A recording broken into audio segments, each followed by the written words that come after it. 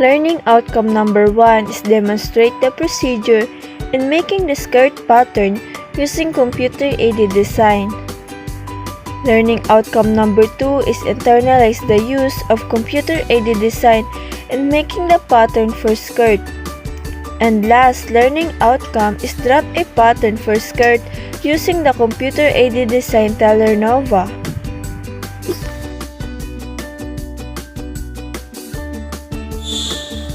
Good day everyone! Today, we will learn about pattern making for skirt using the computer-aided design, or most commonly known for its acronym CAD. Now, let us first know what is skirt. A skirt is one-piece garment extending downward from the waist and not joined between legs, worn especially by women and girls. Now, what is CAD pattern making? CAD is one of the most essential tools for garments pattern making and related jobs in the clothing industry. It is an electronic tool to help drafting pattern accurately, quickly, and with consistent. There is many CAD software, but in this instructional material, we, the researchers, prefer to use tailornova. A tailornova is a patent-pending online fashion design software allows users to shortcut the long, outdated process of traditional design pattern making and product development with instant tools. Let us now start making the skirt pattern using tailornova.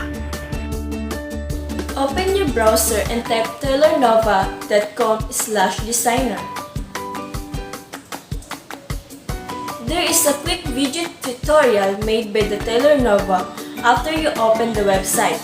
You can watch it for further information.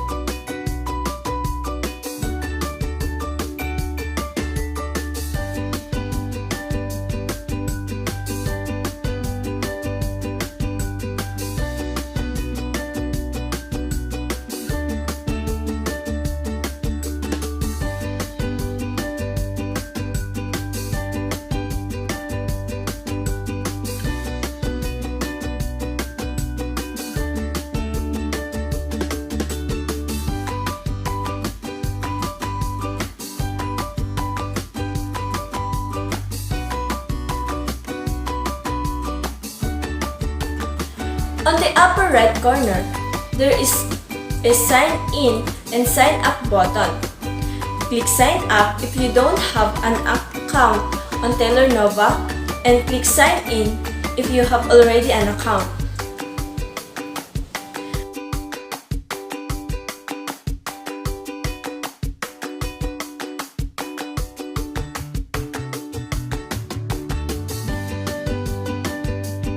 Before we proceed on the pattern making, we should get first the body measurements of our client or model. So to check what is the measurements needed, just click the Customize Fit button and then add new. Why is the body measurements is needed in pattern making? Body measurements deals with the measurement of the body parts. It involves the measuring the body width, length, and girth, and each part in specific areas on the body. Accurate body measurements are very important for obtaining the best result in pattern making. Here are the needed body measurements in making the skirt pattern in tailornova.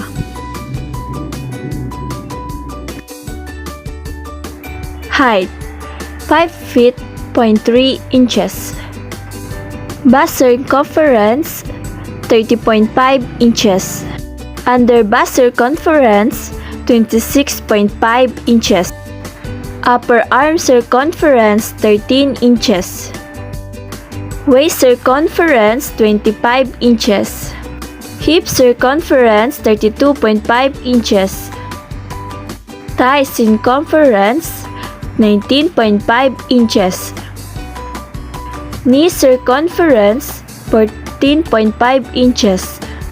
Neck circumference, 19 inches. Shoulder width, 13.5 inches. Wrist circumference, 7 inches. Back width, 12.5 inches. Bust height from shoulder neck point, 9 inches. Front length of shoulder neck point, 16 inches. Back length, 17 inches. For belly protuberance, letter A. For buttocks, flat. After getting the client's or model body measurements needed, you can now put his or her measurements. If you use inches in taking up the body measurements, then click inches. But if you use centimeters, then click centimeters. If your model is a male, then click the male, and if your model is female, then click the female. Don't forget to put the name of your model before you save his or her body measurements. After that, we can now start the pattern making. To start, click the design button, the upper left side, then click add new, then click get started.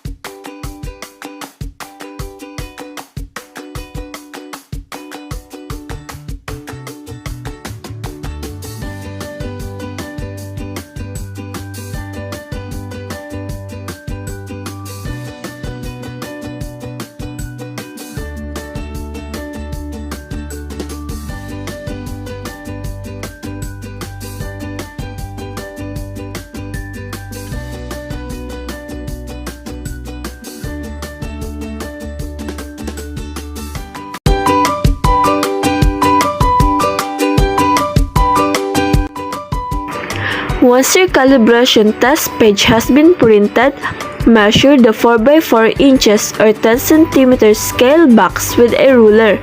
If the length match, you can confidently print your pattern. If the rulers do not match, set your print settings to 100% and retry. On your laptop or computer, open the PDF file of your pattern. Select the print options to print the pattern pages. This is how to check the scale. This will be a guide to know if the size of the paper are accurate to the pattern. After checking the scale, you can now proceed printing the pattern. Now that the pattern is ready for printing, make sure that the paper will be used is same with the size of the file.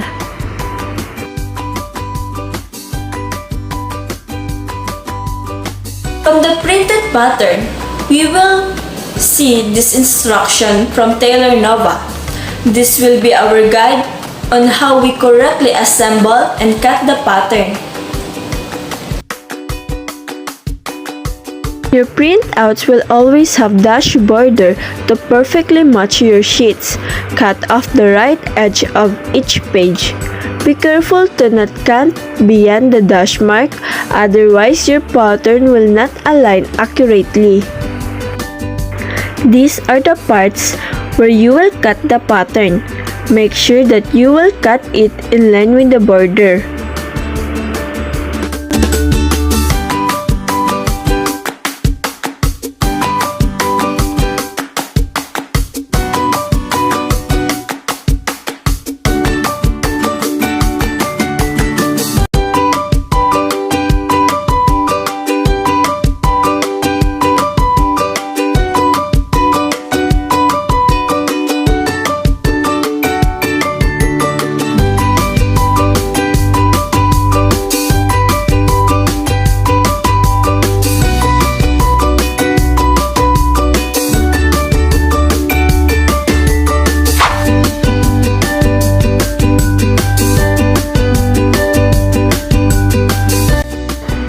paper by the second number marked on each plate.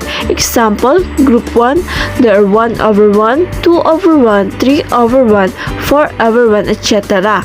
In Group 2, 1/2, 2/2, 3/2, 4/2.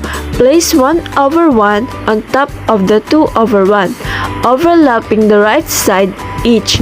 Match corner and crosses and secure with a pin or tape. The use of Scotch tape to permanently attach the sheets together.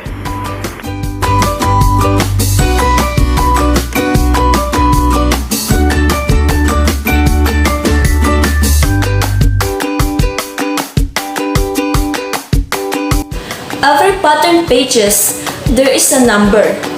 1/1, 1/2, 1/3, and 1/4, and so on. This will be our guide to orderly arrange the pattern pages.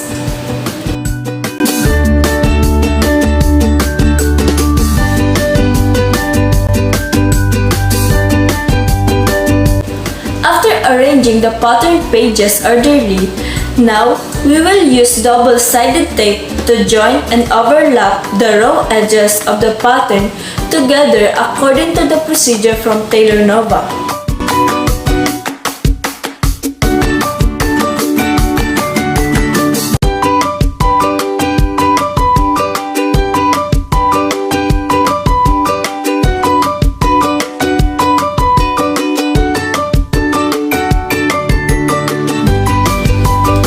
Now, we are ready to cut the pattern. Make sure to cut the edges correctly.